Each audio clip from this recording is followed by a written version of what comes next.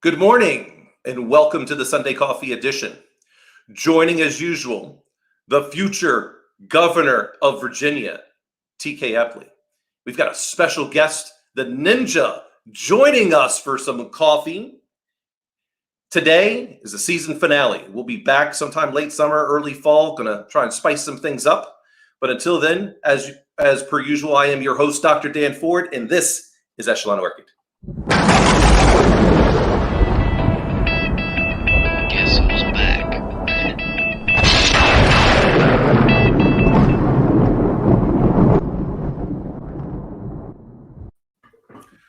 Good morning, gentlemen. Good morning, fine sir. Hello. I am drinking some garbage Marriott coffee. This might actually be the bottom 5 cups of coffee I've ever had in my life. They've got to step up their coffee game. How do you really feel? Hey, I'm still waiting for that coffee sponsorship, at least just to get free coffee. That's why I take the summer off. I got to work it for the fall. Perfect. Well, I'm not a connoisseur. I usually go down there on Sundays, and so now I'll be able to now I can get down there nice and early because they open at 6. Nice. I was gonna say I'm not a connoisseur. I can't tell the difference necessarily between like Kona and Costa Rican, but I can definitely tell the difference between good and bad. Yeah, and that's all that matters. Yeah. There's lots of great coffee out there, but there's plenty of bad coffee as well. Yeah. This is just absolute garbage. But it's one of the. This is what's odd. So typically, I like to stay at Fairfield in Marriott's whenever I travel, mainly because they're typically supposed to have a lot of local stuff that they feature. That's just kind of their shtick. And they tend to have a little bit higher quality things than like a Courtyard or somewhere like that in terms of those particular ratings of the hotels. This is the second time I've stayed at this one. And the big reason is it's about halfway and there's at least a nice restaurant I can walk across the parking lot to. But everything else is, I can't imagine how this is living up to the brand that the Fairfield Inn is supposed to be, adhering to, because it just doesn't. Are you gonna send him a mean email? No, I don't really have that much effort because this is like the last time I'll probably stay here. So Sternly worded correspondence, as they say. Yeah. But I'll tell you, I did send over to the one Marriott when I had my car impounded thanks to New York, and the Marriott. Oh yeah, I don't know if I told you this one. I think I told TK. Oh, no, I've not heard this. All right, so. We don't have. It's a long tale of pain and suffering on Dan's part. Oh yeah, this was so. I'm driving back from New York, like 2 months ago, March, and I get, or actually, it might have even been April. Anyway, I get pulled over for speeding. Whatever. I factor in how many speeding tickets I'm going to get a year, right? And then so I'm like, whatever. That's why I have the car that I have. Not to drive it 50 miles an hour. I'm trying to drive this as close to, if not exceeding 100 any chance I get. So I wasn't doing 100 at this point. The speed had just gone from 70 to 65. And so now me doing 79 and a 65 versus 79 and a 70, huge difference. One gets you pulled over, the other one doesn't. So I didn't adjust my cruise control. So, all right, I get pulled over. I've had a fair number of speeding tickets. So I know exactly how long it should take for this cop to go back to his car, check the stuff, and give me my ticket. It's like 20 minutes going by. And I'm like, all right, I'm starting to get kind of angry. I'm like, what the fuck is going on? So the cop comes over and he's like, I'm going to need your keys. I got to impound your car. And I'm like, for what? He goes, New York suspended your registration for no insurance. I'm like, well, that's not true. I've got insurance. Like, here it is. Well, in January, I had changed my insurance from New York to Indiana because I was told by my insurance company that wherever your car is currently being garaged, if you're there for an extended period of time, you need to have your insurance there. Okay, that's what I did. New York says, no, sorry, you can't do that. You have to have your insurance still in New York. Well, I didn't know this. So New York sends a suspension notice, allegedly. I have no idea because I didn't get the notice at the apartment, and I was going there once a month. So I would see it. Never got a notice, never anything sent as far as I know. And so no insurance. I'm like, fuck, we're still kind of in the middle of this whole pandemic thing. And New York motor vehicles is a little far away. I'm in the middle of nowhere on the border of New Jersey and Pennsylvania. Yeah, it's a bad place to be stuck. And so I'm like, what the hell is going, like, what am I going to do next? And so this is the big breakdown for those, like, all right, you're putting a completely out of normal situation you've never been in before. Start breaking things down into simple tasks. All right. And so my first thing was, okay, I need a place to stay tonight. So first thing I did is look for a closest Marriott. Cool. There's one 10 miles away. Then it was, all right, how am I going to get to this Marriott? Well, let's call an Uber. No Uber's available. Let's call a Lyft. No Lyft's available. Because they're the same people. Yeah. Let's call a taxi. We could be there sometime between 3 and 5 hours from now. So I'm at a truck stop at this point. I'm like, 3 to 5 hours. I could probably walk 10 miles in that amount of time.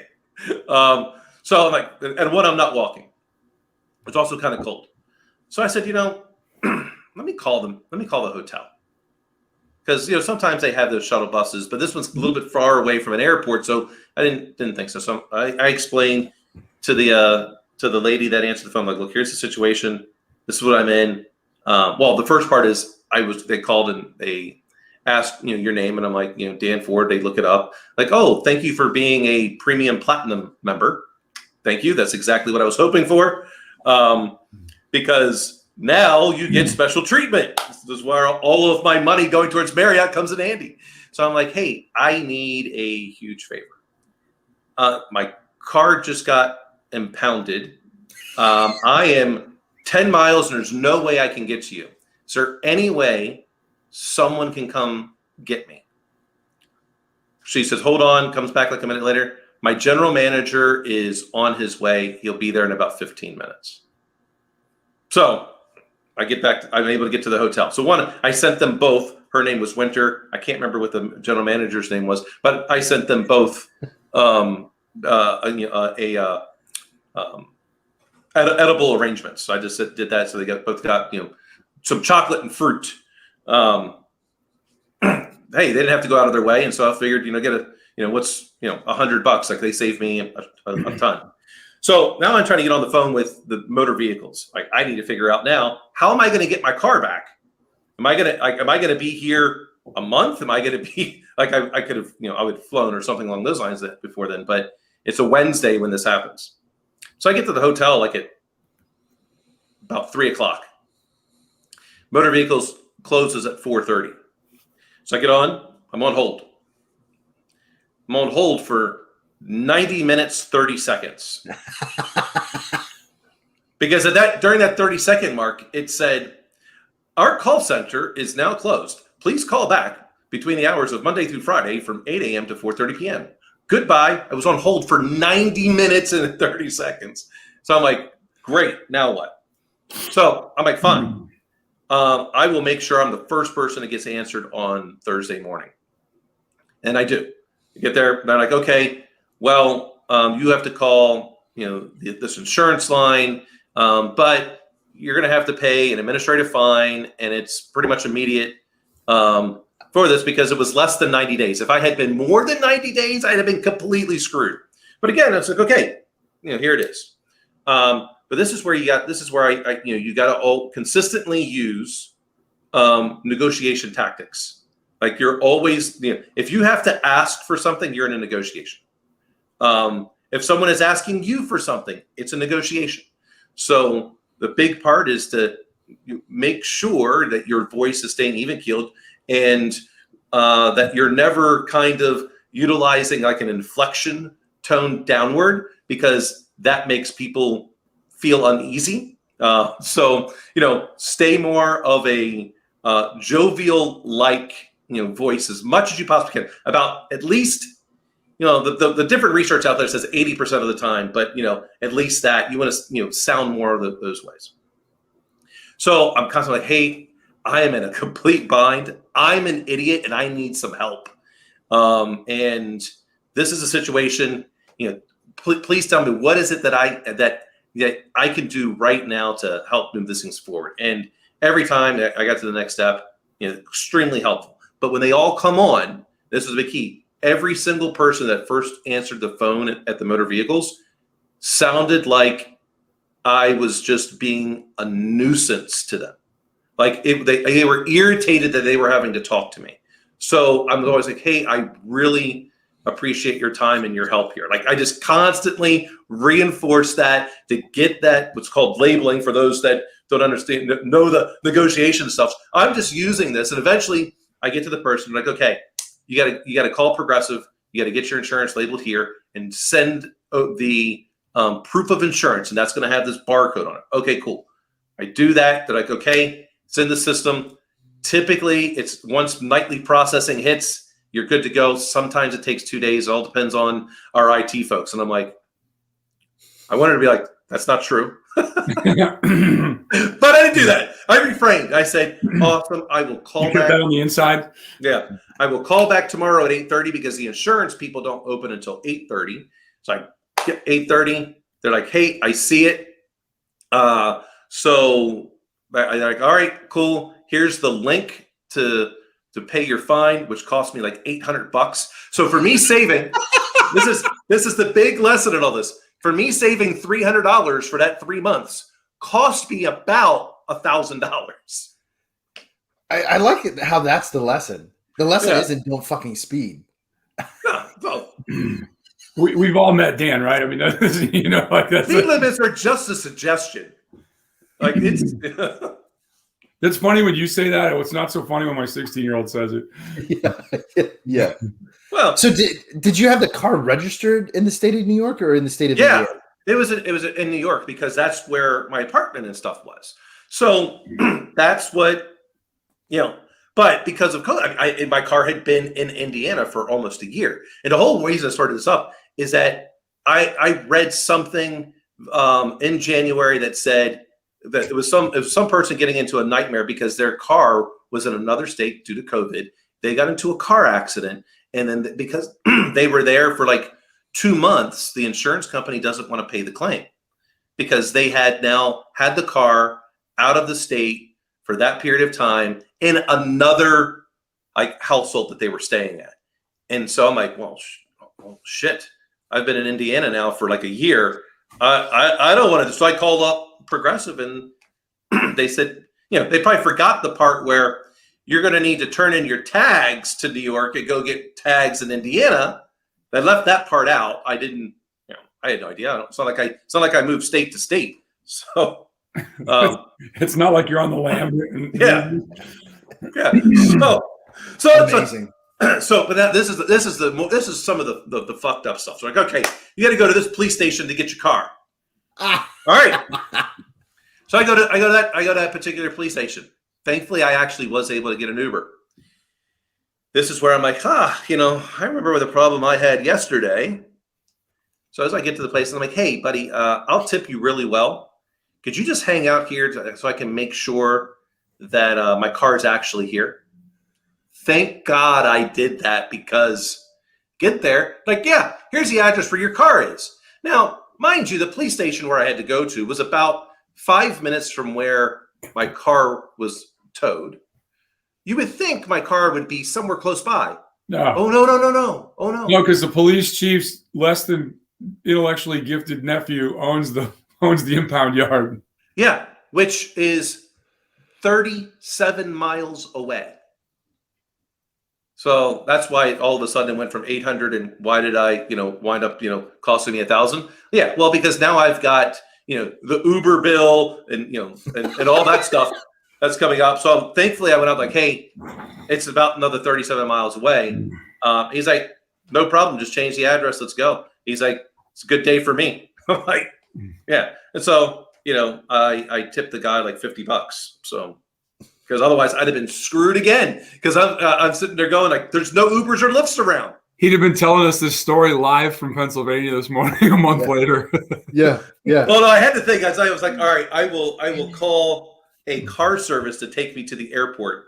So basically I said, that Friday, I'm getting back to Indiana because that Monday is when we had our second zoning hearing. So like I had to be back there by Monday. So like, look, I'm flying or I'm driving on Friday.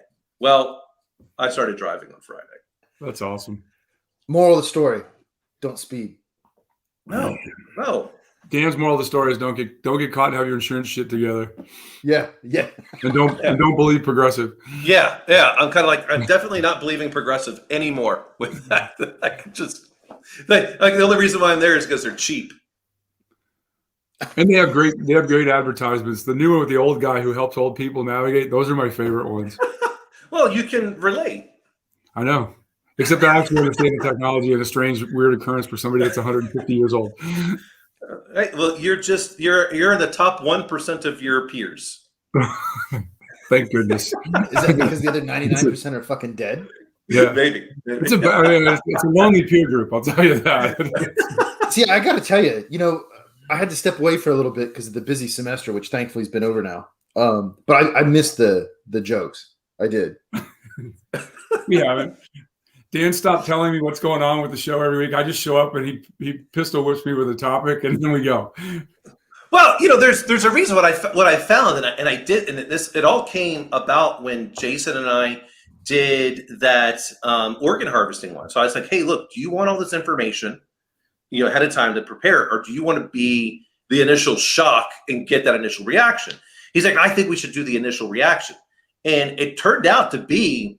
I mean, it's still one of actually, I think it's the most viewed show that I've done so far. I mean, it's like 3,000 views on there with pretty. That's actually I think it equates to about a third of my total watch hours as well for this. So I'm like, well, shoot, let's rinse and repeat. Let's see how this goes. Well, and probably what drives those views is it's not us; it's the fucking videos you showed. Yeah, well, but the one that I did with TK and Ash, that one has got the second most. Yeah.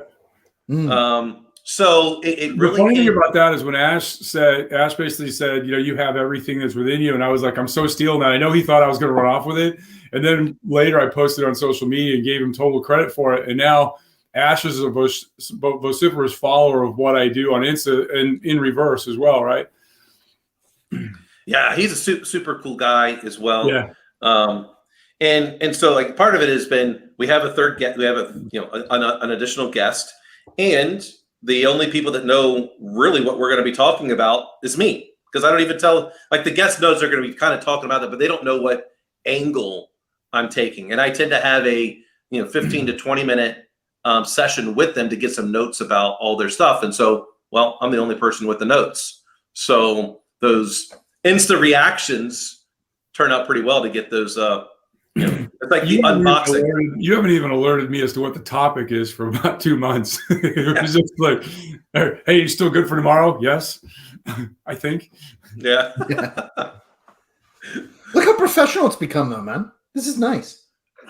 Yeah, so it's been a lot of fun. I mean, I've learned like so much in terms of video production. As to how to do that, and really how to grow an audience. And so this was kind of my initial test bed for how we're going to get Dragon's Mouth off the off and running, and how that marketing really plays into things. And it's been a lot of fun. Like I look back at the I kind of like the first episode. Like this is the thing.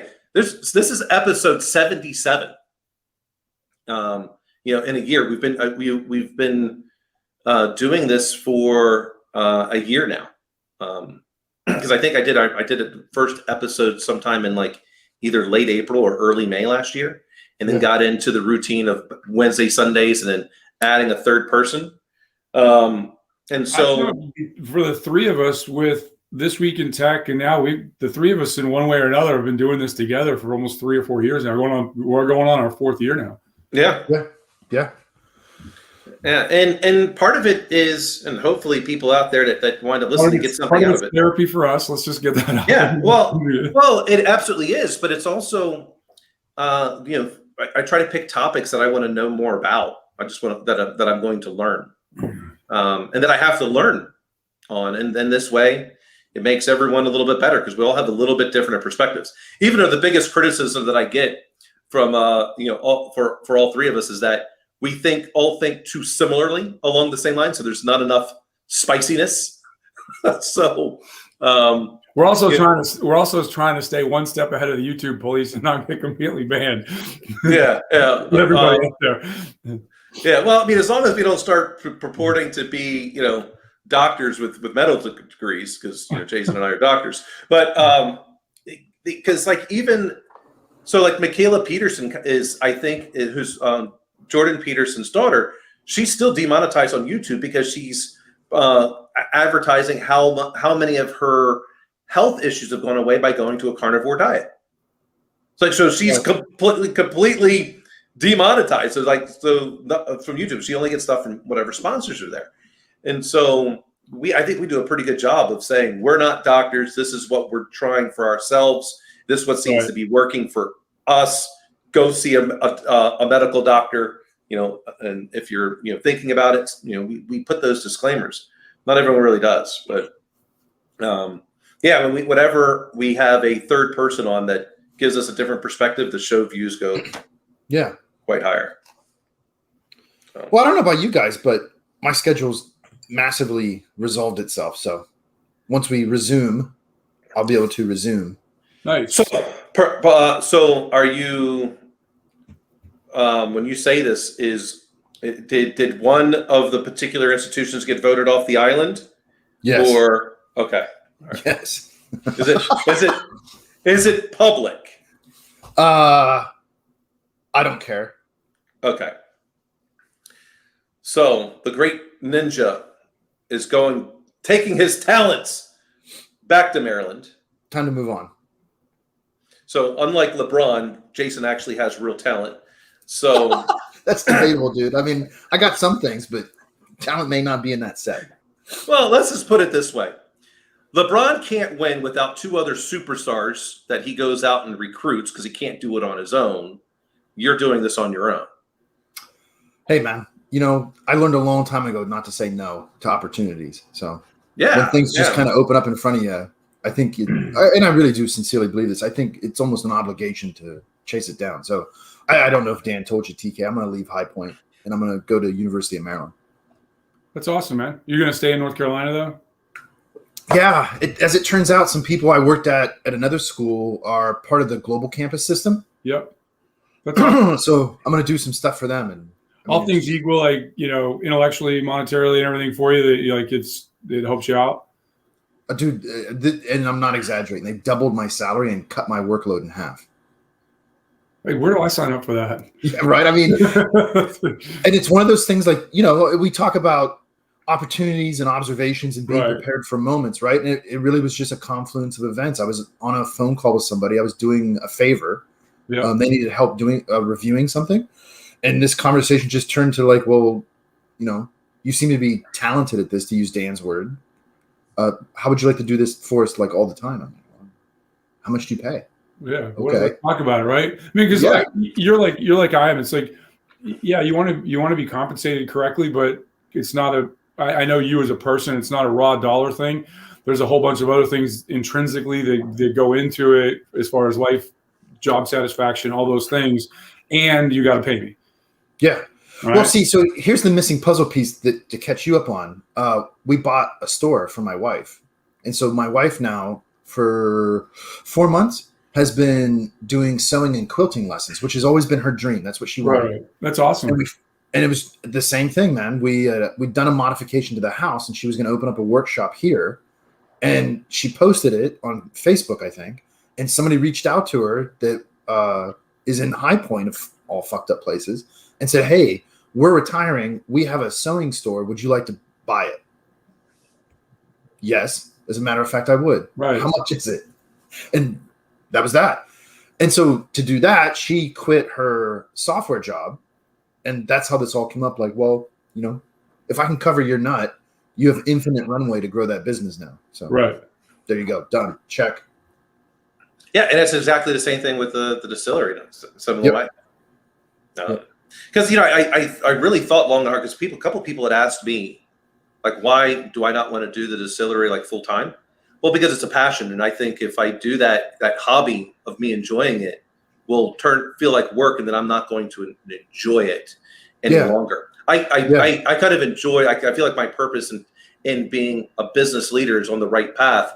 And if the distillery gets big enough, then whenever I do come in, it's not that I'm doing that part. I'm doing the business aspect of it, not the making aspect of it. And so that difference between it's a job. So like for the missus, it's a job. Like she doesn't have that she has a love for drinking these products, but not for the necessarily of how does this grain interact with this grain? Okay, how do we do this yeast? What if we use this water? What if we change the pH on the water a little bit? Like for that, she's like, nope. Like she wants to know basically the taste buds. And so she goes, why do you want to tell everyone exactly what we're doing and making? I'm like, because they don't have your taste buds. That's the differentiator in any product. You can have a distillery on each side of a river. They're getting their water from the same place, their grains from the same place, but that product can taste completely different because it's all based on the distiller. But I also think there's a bit of the Toyota method. Like back in the 70s when early 80s when Toyota built their first factory in the U.S., they would give tours of the factory, and what they found out was like all the big three from Detroit were getting these tours because Toyota was, their quality and everything else was going up, while at a time when the American car manufacturers were trying to reinvent themselves from the 70s moving forward, right? And Toyota finally figured it out, and they would hand the manual of how this big building functioned and everything, what they're, from soup to nuts. And then, the American auto manufacturers were amazed that they would just have this great thing. Here, we can give it to you. You don't share our culture. Yeah. Right. Yeah. You'll know the nuts and bolts of how to do it, but you won't know the why of how to do it. I can tell you how to make my product, but you'll never be able to make my product. Yeah, I think that's with all artisan products, and Japanese culture is when they build something, I don't care whether it's small or big, there's an artisan play, there's a passion to what they do and why. That when you look at all this, I think a lot across the board, there's been whether it's coffee, liquor, or whatever, there's been this big movement towards artisanal thing. Like Virginia Beach has two things. They have a lot of microbrews. Well, the Virginia Beach area has a lot of microbrews, and there are people who are doing amazing work. In fact, one of my friends and a couple of my friends own Bold Mariner Brewing. They're killing it. They're doing a great job. I was talking to one of the folks that's involved with them on Friday, and I said, "What's the biggest challenge right now?" He goes, "We can't meet demand." Right? They've got not big a following. They've grown from one small area to a bigger one, and they keep adding space. And it's just, how do I meet demand? But the other thing, and like I said, I don't know how, it just happened. All of these little, coffee roasters. Yeah. Right. And, the cool thing is, one of the things, all the artisans, whether there's an artisan butcher shop here, they'll sell the coffee and the beer from these places, and they all kind of sell each other's products. They don't try to step on each other's feet. They're like, hey, we're good at this. You're good at that. Let's do that. And I think that when people unlock that culture in any geographic area and stop buying big box stuff and everything like that, you go to the butcher shop, nothing is sourced from farther than 100 miles away. Yeah. Right. The guy that raised the cow that ended up doing what you're doing. And the cool thing, like in the butcher shop, is I might want to have steak, but if I go there and I walk in there and they're processing a pig, guess what? We're gonna have pork. Mm-hmm. Because that's the thing it's a day old, it literally is that thing. The other cool thing with the butcher shop is they close at like 5:30, 6 o'clock at night. They spawned a pop-up restaurant inside their shop. They have a full kitchen, and they spawned a gourmet ramen place. That place grew, their following grew, and now they moved out and they're in a standalone location on their own. They've brought in another one. That place has grown, and now they're going to a standalone location. So they've, to use tech terms, they've become an incubator for really little cool restaurants to allow people to get, that delta. How much money does it take to start a restaurant? Right. Well, really what you're saying is, how much is it going to take for me to build my reputation? Yeah. To where people want to consistently show up enough to where I can survive up the ups and downs of the restaurant business. They've basically figured out a great hack shortcut for that. They say, we've got this space that nobody uses after 6 o'clock at night. Come on in and do this and grow your business. And right. I think that to me is more important culturally in a city than the actual product that they're selling. Because, it's like neighbor looking out for neighbor. And for all the people that say, hey, as Americans, we don't do this, we don't do that. I got plenty of examples within 10 miles of where I live of people doing exactly that. And Dan, it's one of the things that is I imagine you growing in that business area that, you'll sponsor a food truck, then you'll have an in-house group of people come in and cook for a while. They'll get big and you'll get another in-house group of people. And other bar owners will start to feature your stuff in their place. And I think, because if nothing else, and I'm sure other small business owners want to do that. If nothing else, I know who you are, and you'll be out there wanting to evangelize that and say, look, let's just create this really cool food scene, bar scene in Elkhart and make it as big as it can be, and kind of make it a Friday night destination for people that it might not have otherwise been. Yeah, absolutely. So this is a big thing. So this is why. So they're Hunt Club Distillery, which is right outside of Indianapolis. So we went and stopped by and we visited them because they were right next. It would happen to be happenstance. We were passing it on the way to the farmer that's growing our grains. And I'm like, wait a minute, they're on the list of one of the distributors that we're looking to get involved in. We've got time. Let's go do a tasting and see if he'll talk to us. Super cool guy. His name's Mark. Makes some amazing product. You could tell this guy's doing it, with love. Like this is what he wants to do. And his wife has basically been funding him for the last, however many years, because she's like, oh, she's much smarter than I am, and so she can make money. And I don't remember what company he said she worked for, but anyway, so he gave us a ton of good advice. Like he was like, hey, I'll open the books for you. He's like, this stuff is, it's hard, but it's about being persistent, and you can eventually start making really good money, but it's going to take some time. But the advice that he gave us was, so in Indiana, you have two different types of distillery permits. You have your regular distillery permit, and then you have your artisan distillery. So an artisan distillery, you can serve food, but you can't have an artisan distillery until you've held your primary distillery permit for 3 years. And when you have that second permit, they cannot be at the same location. So we're in a shopping center. So the reason why I chose a shopping center was for brand recognition. How many people are going to come into this place and they're going to see this every single time? We're also visible right from the toll road, so people can see it. So our plan is when we go in 3 years, we'll have already purchased land and built the larger facility where it'll be kind of a little bit more isolated. And then that's exactly what we're thinking about doing. Well, let's get a food truck. And then how do we just get people in there? Because we don't want to do it. We'll just charge them, the rent or whatever of that, a percentage of the revenue, like the gate. We'll take a percentage of the gate from the food because we don't want to be responsible for the food. We'll just lease you the facility based on the gate. And then the artisan distillery being back in the shopping center will be where all of our experimental stuff will be. So we're thinking of different things. That's what you'll go to do. Oh, here's some experiments, because we'll change that and put in several 10-gallon stills so we can just keep doing different things, not big batch, but hey, how do you think of this? How do you think of this? How do you think of this? But that'll be where you have, for that aspect, we'll be able to serve other things there if we wanted. I think also that you start getting people involved and they feel like they're part of the process of your success by being tasters and stuff like that. That starts to make that snowball roll down the hill a little bit. One of the coolest things here is one of the microbrews had their anniversary party, And, they have kind of like their in-house food people they're food truck people, but they also have a little in-house component in their place.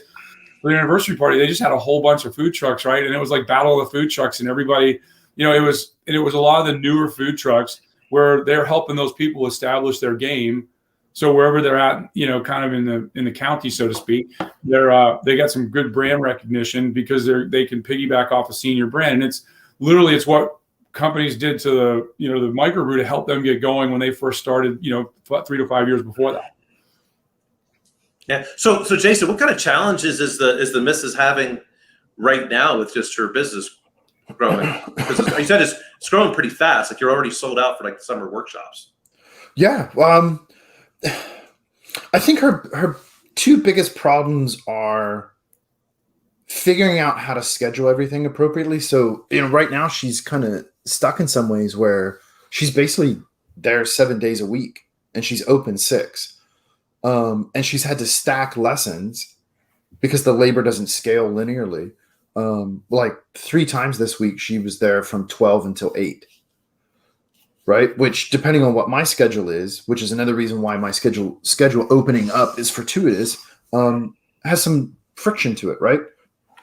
And so her figuring out how to schedule lessons and how to book people so that she's doing multiple people at the same time, even though they're like more one-on-one lessons. Right. Because it's a big space, man. It's a big space. So she can fit a lot of manage the semi-private lesson type thing. Yeah.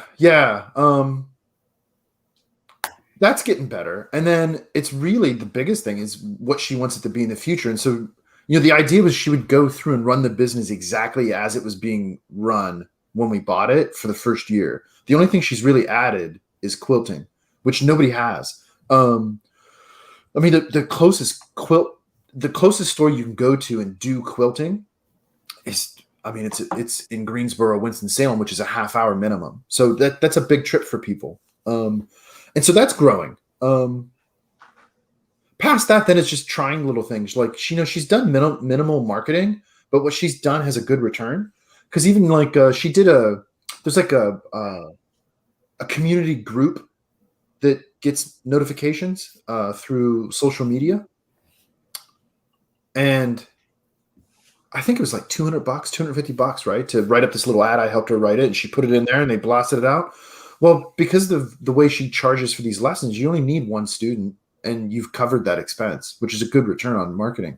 Yeah. And so she's kind of figured that out, but it's just going to see how it scales. And then the next big problem then is labor. She needs to figure out how to hire people part-time. That'll be a different challenge. Yeah. Because now all of a sudden he's got to get still workers' comp insurance and all that kind of the legalities involved once you start getting to employer-employee becomes can be problematic. Yeah, well, and it has to be handled a certain way. You know what I mean? Well, yeah, and that's where at that point, like even with our business, when it gets to that point, I will outsource that particular responsibility because I don't want to deal with it. It's not an area that I can just all of a sudden go in and okay, yep, here's how we deal with this stuff. Like it's easy to make an uninformed mistake, right? Your intent is right, but the outcome is not. Along the way, when she's ready to talk HR, I have an amazing person that does that's like she's a contract HR person, and she talks. Her name's Brenda, the HR lady, is what she goes by on YouTube and all social stuff like that. But I'm sure she'd be more than willing to talk to your wife to say just as a general conversation to say, hey, here's some things to think about along the way. Oh, sweet. Yeah.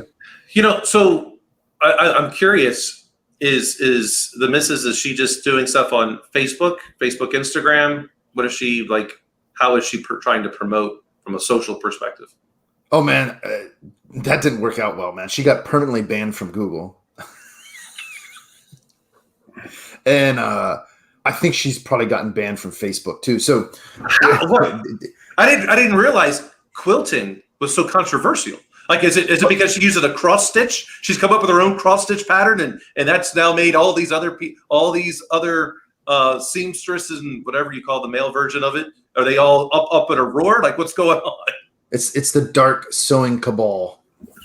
No, man, she tries to keep her technology low friction, right? And so she went with Wix to build her site so she can take payments, and it's really clean. It's a really clean setup for her, right? Yeah, that's what I use as well. It's just it's all the integrations there, and I don't have time to deal with all the other nonsense. Exactly. And so I think the mistake she made is she was going through the Wix setup to I wasn't here, man. So I don't know exactly what got clicked or didn't get clicked, but I know what she was trying to do, which was go through Wix to use like an AdWords coupon to get like $200 worth of AdWords for $100 or what the fuck ever, right? And those systems, because this is around the time there were some breaches and stuff like that too, right?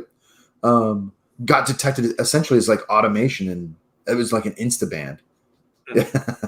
Yeah. And so go ahead. Where was she trying to go?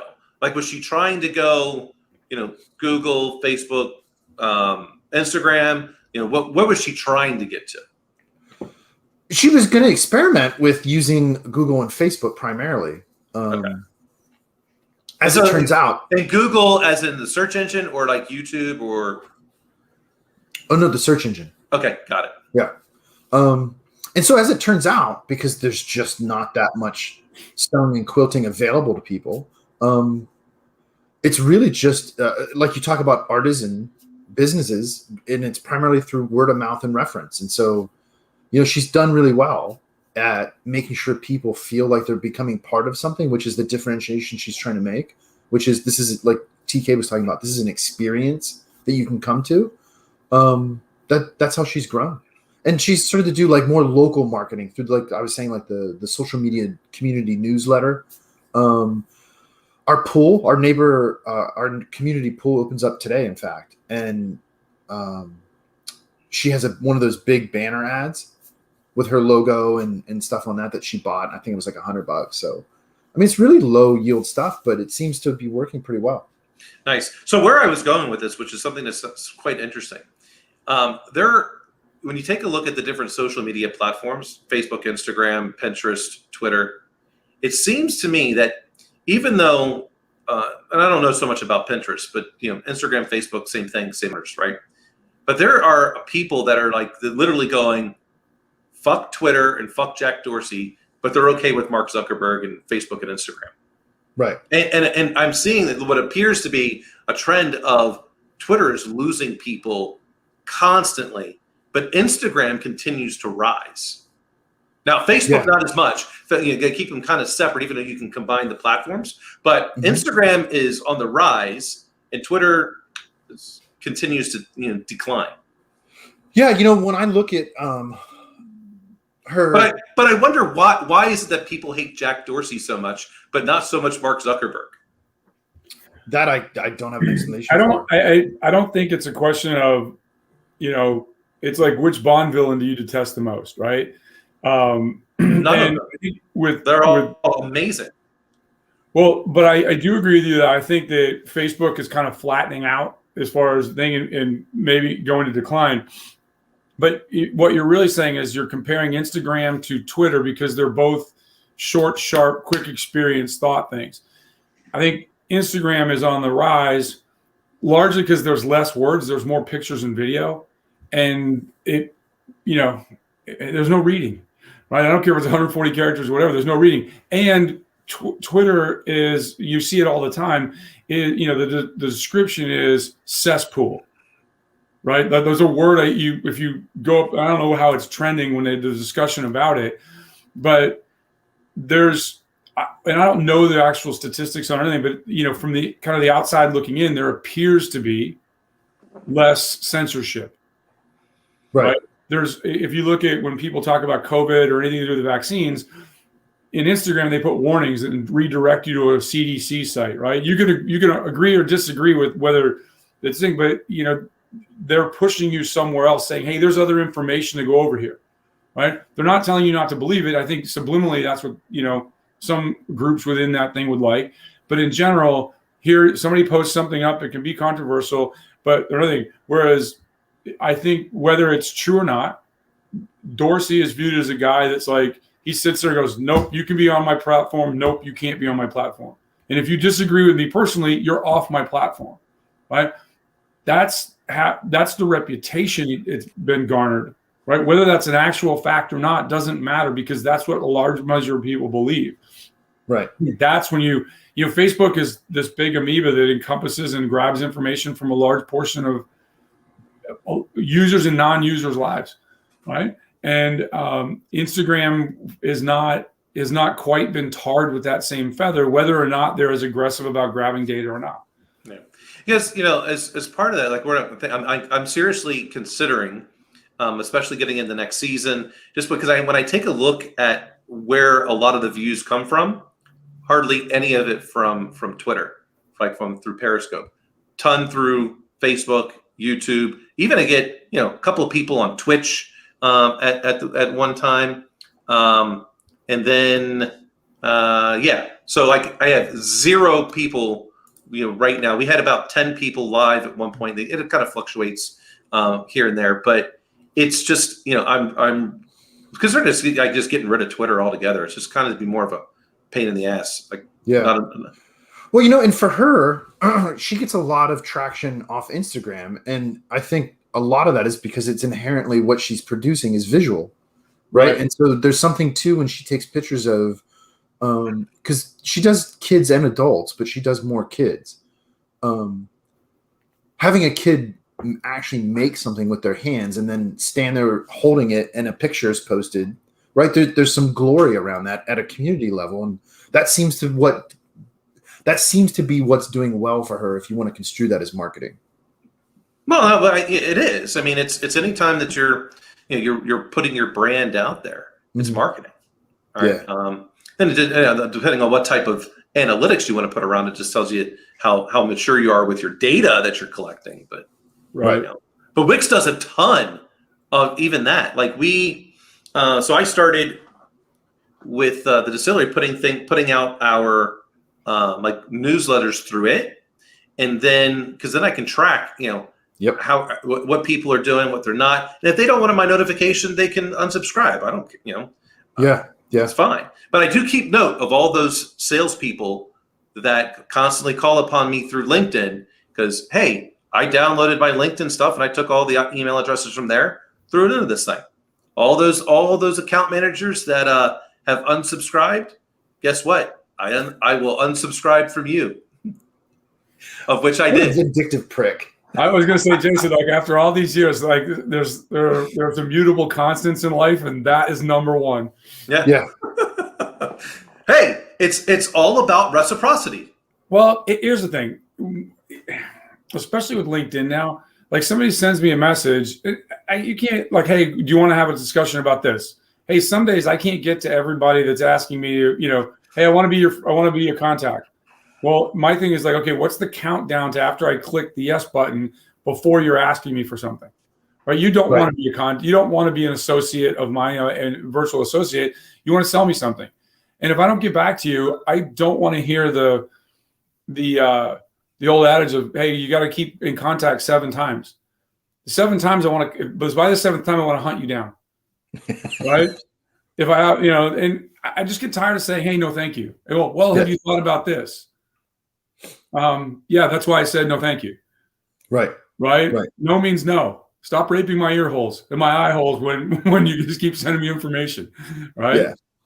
Yeah. That's really what you're angry about is, hey, wait a second. You want to punish me 6 or 7 times via whatever, method you are. And then the first time I send you something, you immediately unsubscribe from me.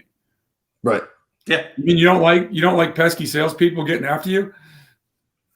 Right. So I think that's too what she's going to find is we talk a lot about how to grow, because what she really personally likes to do is quilting. I mean, she has a lot of machinery, right? And she really fell in love with it as a passion.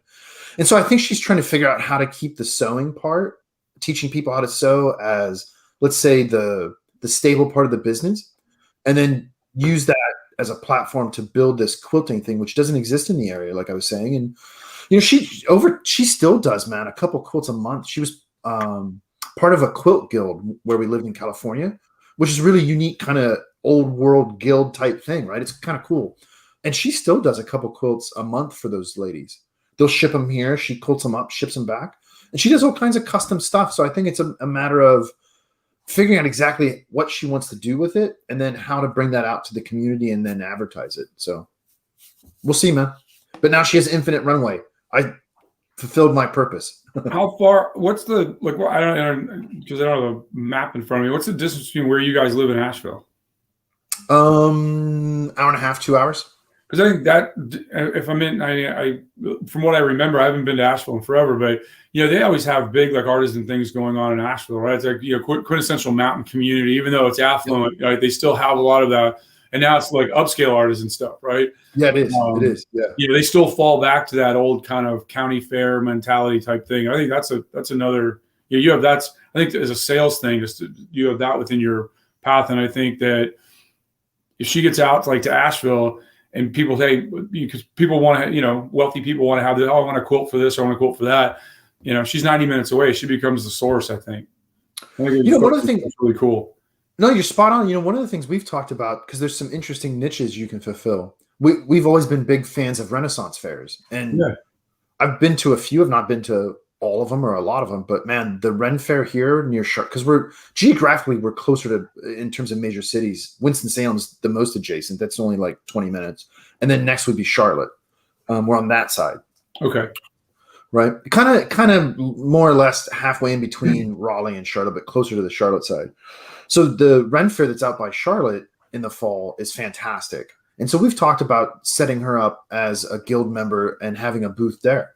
And selling like custom Renaissance type tapestries, you can call them, or quilts. Right. I don't know. We'll see, man. I don't know. Yeah. There's all kinds of cool shit she can get into now. And that's the beauty of, I think, this is something we've all talked about repeatedly on the various platforms we've had with these podcasts, is when you follow your passions and you really chase it, interesting things come out of it. Yep. Totally. Well, do you think it's your passion, or do you think it's just what she's feeling, and even yourself, what your purpose is? Because they're not always the same. They're not. I think there's actually a better way to describe it if you want to be more technically analytical about it, which is, when psychologically, when at least the idea is, right? This isn't my idea. This is what the science of it says, is when you detect interest or something catches your interest, it's your subconscious as a future version of yourself communicating to you what path you should pursue. Right. And so, you can call that passion. You can call that seizing opportunity, predilection, predisposition. It takes on different forms. And I think in different ways, they can be materially different, but they all come down to, I think, one thing, which is, maybe you describe it as purpose. I don't know. That's how I would describe it for myself. Because I guess where I was going with this is like, the difference between a true hobby or your intent to turn that hobby into your business because you're good at it. I look at it like this: we as a society do a really it's a poor thing, not a bad thing. We do this poorly. Especially we tell children or young adults, you can be anything you want. That's not true, right? Right. I want to be a Tyrannosaurus Rex. Right. Your arms are too long. All right. Already. See, you're out of it. Your arms are too long. So you're done. Right. But, and you can't be anything, but you can be everything you were meant to be, and you can optimize and maximize that. And just by changing that one statement to especially younger folks or people that are, young adults, right? Like, hey, I'm in school. I just got out of school. What am I going to do with the rest of my life? Well, no, now you have a foundation. Right now, you're in your late teens, you're in your early 20s. Go out and try a bunch of different things. Grind, right? Go and figure this out, right? And tell my kids and everything like that. Like, work hard when you're in your teens and 20s, so you have a lot of choices when you're 40s and 50s, right? But it's about looking at things and go, hey, here's what I'm good at. Can I make money at it? If I'm good at it and I can make money at it and I enjoy it, that's even better. That's not passion. I don't think you're optimizing your talent, right? You're optimizing your everything, right? Yeah. And your brain is going to tell you, it's like, hey, I really think this, I can go out and play pickup basketball, or even when I was, in my early 20s, I go out and play pickup basketball and I can enjoy it, but I, look around and go, there's no way I'm going any further than being out here in the parking lot somewhere shooting at a homemade basket, right? Because I'm not that good and I'm athletically not predisposed to be that good. See, and I think that's why the right P word is potential. I mean, and that's what you're optimizing. That's what that interest is shifting you towards. If you're paying attention, it's maximizing and exploiting your own potential. Right. But again, it comes, and then once you start talking about potential, then you can go back to physics, right? Mm-hmm. My potential is energy and storage, and now I have to make it kinetic and have energy and action, and that's where work and discipline and all that other stuff comes in to properly exploit the potential. Yeah, I would agree. I always like being able to throw a good physics reference in there. Yeah. For all you freshmen in college, that's this little physics first semester physics 1. Yeah, man. So I don't know. I think passion has some element to it. I don't think they're the same thing because they don't work the same way, right? I think passion is an indicator of something where, whereas purpose is action, potential is stored to action, right? Or the energy for that action. Passion also has the ability to create blind spots. Oh yeah, sure. Right. You're like, you get, so I'm going to just go, you can't see that, hey, there's no market for this. At best, I'm going to be a C student at this, C player in this game. And I can't, and so I think purpose with intelligence and that's something being your part of in your everything group, as it were. The passion allows you to create the discipline so that when you're not motivated, you're still going to do it anyway. Right. Right. Yeah, well said. Motivation is going to fade. Discipline is what's going to get you through. Right. I mean, I've been told, like, in the last couple of years when I really said, hey, I'm going to take charge of my health and I'm getting off all these things, I'm going to do it. Multiple people are like, dude, you're a fanatic about this. No, I'm disciplined about it. Right. And and that discipline comes to about making choices. Right. And I think that's what ultimately makes people successful is they find something they're good at. That you're an above average player in the space. And then what's the discipline to take to monetize that? Mm-hmm. Right. Well, and wouldn't you agree? I don't know what you guys think. I think it's often as a culture, we're obsessed with what did somebody do stepwise to be X. And I don't think it's that. I think it's all the shit they didn't do, which would have distracted them from step 1 through X. That's the interpretive dance portion of life, right? You can square dance where you can be ordered around the floor by some neo-fascist Sam Drucker and some bizarre B.F. Skinner hoedown, or you can go out and say, hey, there's some basic moves I got to do, but as long as if I fall down while I'm doing them, it's okay to get up. But don't sit on the ground and wonder why that move worked for somebody else and didn't work. Well, maybe they practiced more. Maybe they had stronger calf muscles and it didn't. All of those things, right? But I think part of the business of success is, and I think Dan, he's going through, more I hear about the process of doing the distillery, it's, hey, I have a view and a vision of what I want and how I want this to go.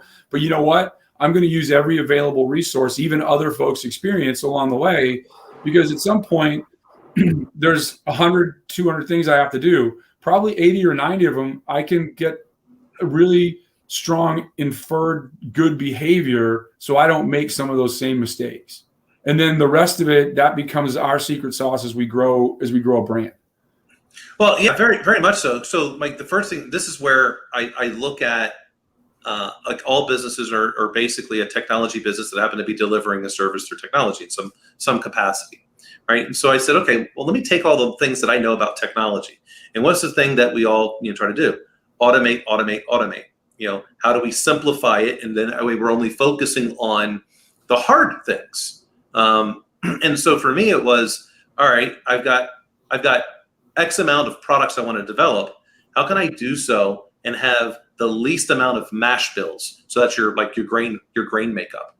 And so for me, in doing all this, outside of when you get into the botanicals or infused, vodkas, basically I only have 2 grain bills. That's it.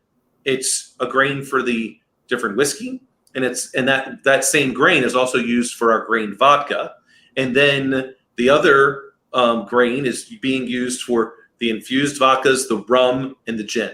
It's 2. I only have to worry about ordering 2 products basically in terms of inventory, and then they can do different things based on the different spin you put on it, because I want to automate, and then even get to a point where once we get better, utilizing something like Ursa Leo, where they can actually start measuring the temperatures, and I can automate, okay, I know when it hits this temperature, it should come out at this proof. It'll automatically start shifting vessels. So I don't even have to go and every interval that you have at this moment, when you take it off, like, it's manual. Hey, every 12 minutes or whatever you pick, you go over and you change containers, and so you can line them up so you can start making your cuts. But you got to do it in whatever that interval is.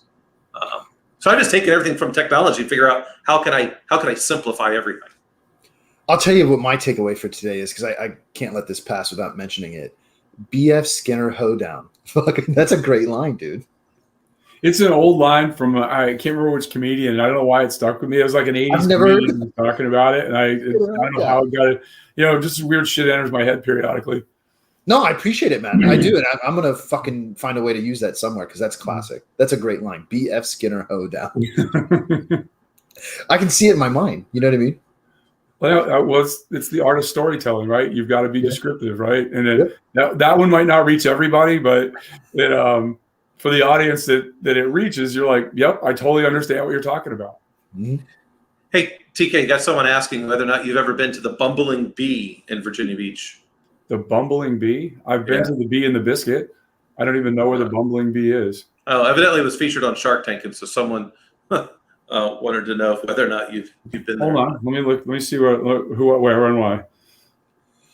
See, so to do this, to cover the air, the chickens are more of like a hobby passion. Where, man, I don't know if we're ever even going to sell the eggs, because honestly, when you do the math, you got to charge $3 at most, which means now I got to carry change, because nobody's carrying 3-1. Right? You know what I mean? It's like, dude, no, I'll just give them away, man. Who cares? Oh, yeah, until you get to a point to where it makes it, but that gets into, in terms of like that part of it. That's where I go. To me, like my passions are my hobbies, things that give me my mental break, that allow me to be better at my purpose, and that's kind of how I look at my passions. Are, hey, I really enjoy doing this, and this when I'm not fulfilling my purpose. Like I'm passionate about playing golf. It's fun. It's exercise. I'm passionate about martial arts. But neither one of those. Right. Neither one of those two things am I going to do professionally. Whereas, so what I do with my career. But those things allow me to be better at my profession. Yeah, sure. Dude, I just like going over there with my daughter. We walk over there holding hands. It's fucking fantastic, especially now that it's warmer out. And you sit down and you watch these dinosaurs walk around. I mean, there's just something kind of cool about it, man. So we got the donkey yet? No, we got hogs. What is there, 5-6 hogs over there now? I don't know, man. Maybe the donkey. That would be my little pet project, but we'll see what happens. I just think it's great that you're turning into a whole livestock farmer. Goats are probable. I've really thought about it, because my house is on 1.5 acres. That's ours. And I've thought about putting up a fence and getting some goats, because they're cool, man. They just have personality. Painting goats? Yeah, man. Or get the little ones to do the little miniatures, do goat yoga.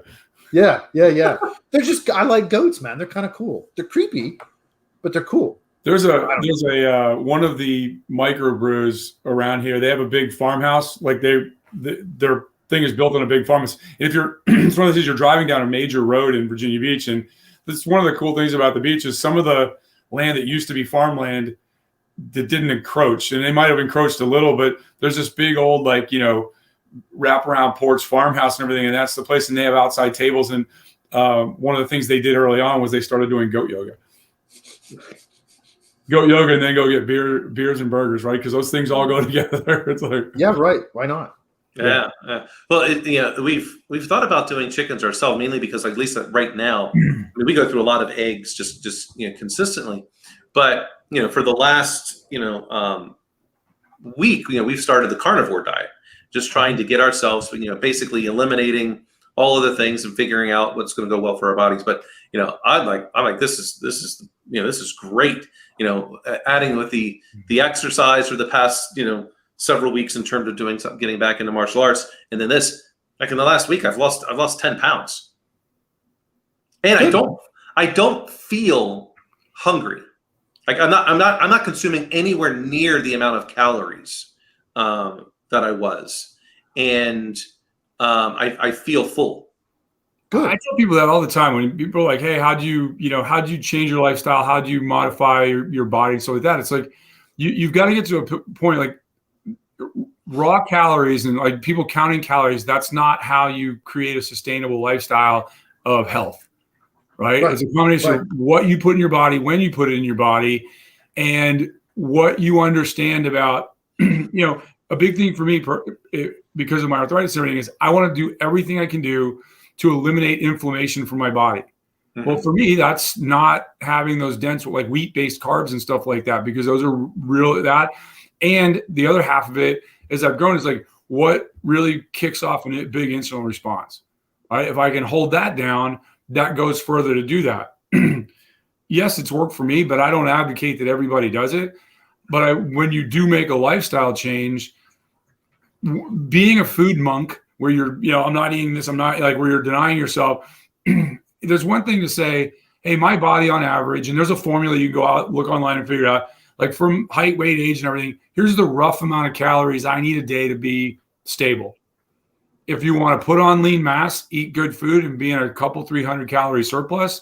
If you want to lose body fat, eat good foods, do things that don't give you insulin spikes and stuff like that, and be in a 200 to 300 calorie deficit. Continue to get your protein and continue to work out, and things will be better for you. But the bigger thing than diet, right? I mean, you want to be clean in what you eat, but you can go a little dirty on your food, right? But especially as you get older in your 40s and 50s, and this isn't any secret to anybody, it just seems to be something people don't want to get their heads around, is resistance training. Lift heavy shit, right? I mean, that's your body is like, that's what you need. Mm-hmm. Like, you can get cardio from HIIT workouts and everything but there's more than casual evidence that says, hey, going out and running and doing a lot of cycling and that kind of thing at 40s and 50s is actually counterproductive because it actually releases cortisol into your body. So from adrenal gland stress hormone type thing. And, the bigger problem is it's not an easy button, right? You got to get up and, the old thing is like, hey, how do you move more? Nothing worth achieving has an easy button. Well, right. But it's, I tell people like squats are the perfect metaphor for life because shit's going to weigh you down. How you stand up is thinking what you stand up with, right? And not skipping leg day because, most people don't like doing leg day. But if you're doing those big body motions like deadlifts and squats, then the systems of your body are going to be functioning more correctly, and more dense, lean muscle leads to a healthier lifestyle. I mean, it's just like, I didn't make this shit up.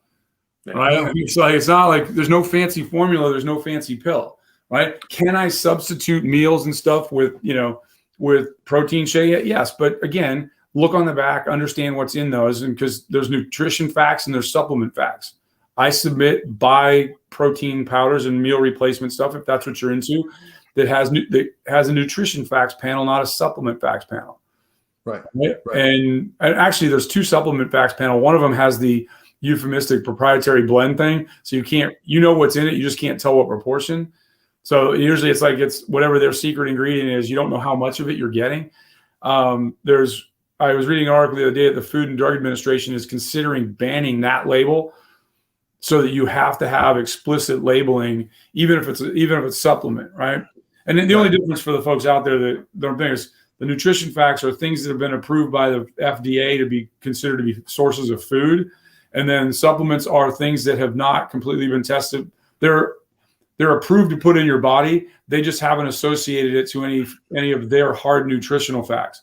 But by the same way, don't at me, these are the same people that advocate the food pyramid. Yeah, that's true. Sure, right? That's true.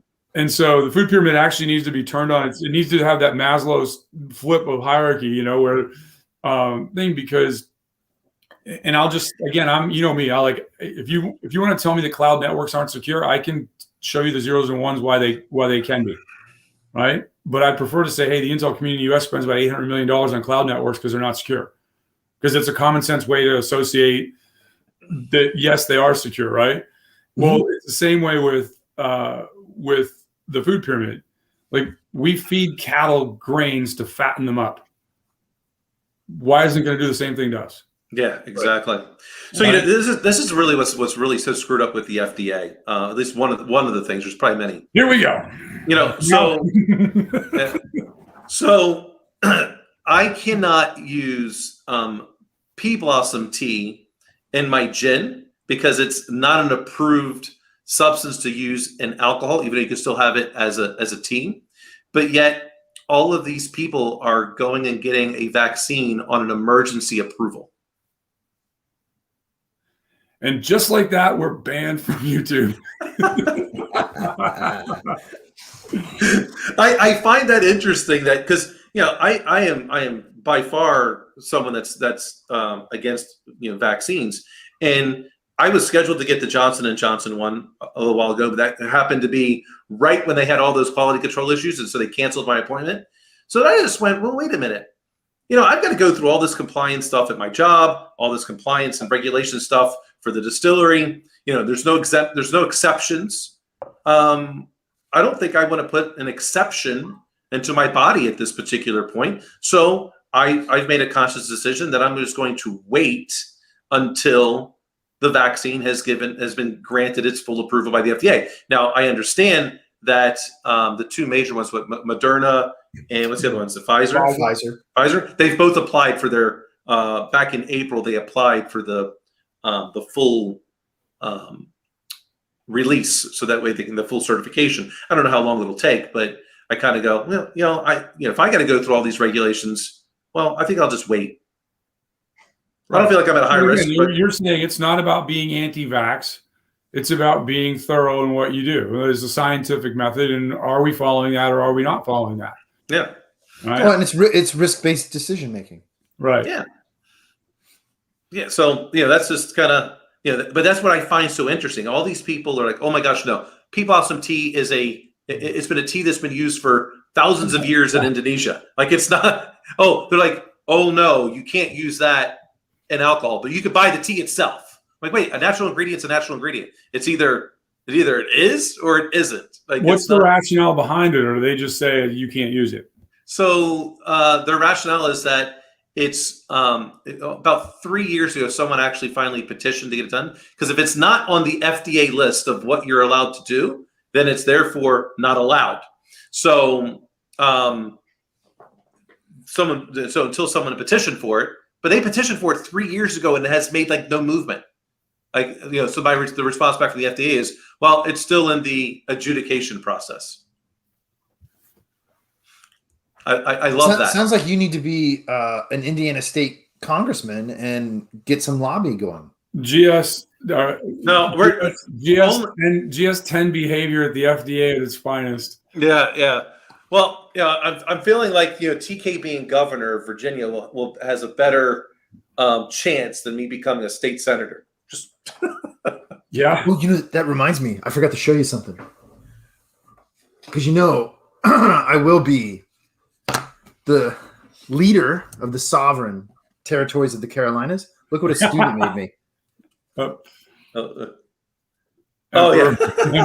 Nice. Hey, they forgot the doctor in front of it.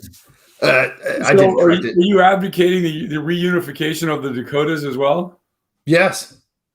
South Dakota, because we're only marginally ass level cold than North Dakota. Yeah.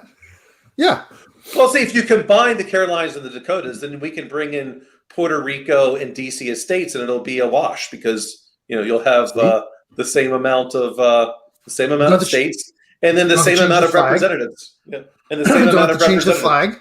Yeah, it all works. There's a method to my madness. Yeah. All right. Go ahead. No, I was just gonna say, go ahead, man. All right, because I got one more thing because I gotta get TK's initial response to this. TK, how do you feel about man buns? People want to dress the way they want to dress. I don't care. But how do you feel when you see someone with a man bun? What is your initial reaction? I I don't literally have a big reaction one way or the other, right? I mean, somebody chose their hairstyle a certain way. What do I do? Would I do it? No. Why? Because I probably look like a jackass. I got a big bald spot back here, and I'd just be looking like I'm trying to cover it up, right? But I don't like people. Here's the thing. People have a visceral reaction for whatever reason about mayhem. It's like a lot of people are like, no, they're absolutely stupid, and other people are like, nah, it looks pretty badass. Here's the thing. It's a hair choice. What do I care? I don't care what clothes you wear. I don't think. Are you a good person? You're not a good person. Like here's the thing. Especially with younger folks, if you want to go get a certain type of job, you understand you're going to have to change. Just because culturally there's certain people that aren't going to accept that, and it's not within the norms of that industry, right? So you got to figure that out, right? But in any given day, if somebody wants to wear their hair up and have a man bun, I don't care. If you want to do 2 ponytails, it doesn't matter to me. Whatever makes you happy. I'm not gonna hurt my feelings. It doesn't cost me. It doesn't cost me anything for you to be happy with your hairstyle. Right? Literally, I don't care. And to the point, all the people that have a reaction, pro or con, to that kind of stuff are all the people that don't have a purpose that they're fulfilling. Yeah, well, that's true. That's true. Yeah, I like, hey, if you want to live your life the way you want to live your life, here's the thing. But this is my caveat to all of these, because that leads in that bigger discussion of, people like, hey, what happens if you see 2 gay people together, or to an interracial couple, and there's all different depending on what part of the country you're in. There's different visceral reactions to seeing things that are not considered to be old school normal, right? Mm-hmm. However you define that, right? Is you have the right to do whatever you want to do. Right up to the point where it infringes on my rights, right? That's the true libertarian kind of way. It's like, hey, let's go out there, be a good person about it, right? If you, whatever your opinion is, and that's largely because most people state their opinion as fact, right? Whatever your opinion is about how people should live their lives, if you're living your life that way and it's working out for you, great. But if somebody else is over there living their life another way and it's working out for them, don't harsh their mellow. Yeah. Right? And more importantly, don't ask the government to fund your way of living. Well, right. And I would add to that, be so busy you don't have time to give a shit what somebody else is doing. Unless right. Like literally, what does it hurt?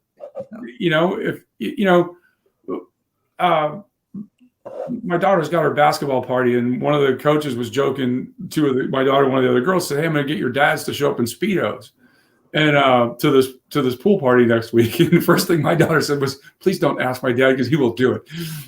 Right. And I'm like, and the other guy's like, oh, dude, I'm going full Borat on this.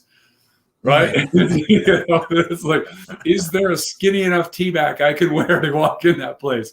Why? Because it's about embarrassing your children. But here's the thing. If you're out in public and you see that, and growing up in New England, we used to go to the beaches in Maine and New Hampshire, and all the French Canadians would come down with big solid earned bellies to keep them warm in the thing, and they'd come out there with their little mankinis on, and people would joke around about it. But hey, that culturally, that fits for them, right? And you got to do your Captain Morgan pose almost the entire time. Or duh, because you never drink alone when you drink with the captain. That's right. Yeah, I saw this great sign that says, no great stories start with, while I was eating a salad. Exactly. Exactly. Oh, which is great. Oh. There's well, another, friends, you see it at the gym, and the girls have the t-shirt on it. It says, hey, they don't write songs about girls with small asses. No.